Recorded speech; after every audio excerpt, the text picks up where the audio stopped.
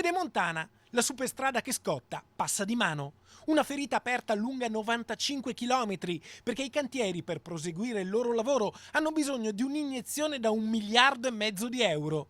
Oggi si consuma la svolta. Il ministro alle infrastrutture, Graziano Del Rio, annuncia che il governo non rinnova lo stato di emergenza e questo fa decadere dal 1° gennaio il commissario straordinario Silvano Vernizzi, che la prende così. Con le gestioni commissariali si va di anno in anno, quindi è strano questa che è durata 2 anni come proroga, quindi non lo so se me l'aspettavo o meno, ecco. Non è arrivato.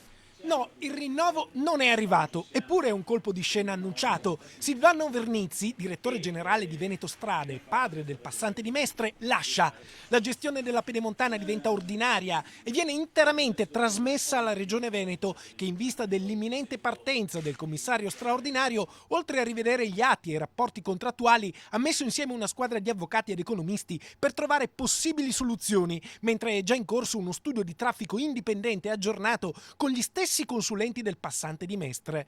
Ma al di là delle matasse burocratiche, quel che conta per i cittadini è che la Pedemontana venga terminata una volta per tutte, anche perché se così non fosse sarebbe un disastro ambientale. Chiudere i cantieri oggi sarebbe una follia, in quanto sarebbe veramente un disastro ambientale, ma poi sarebbe una figura, diciamo, una perdita di credibilità per lo Stato e per la Regione incolmabile.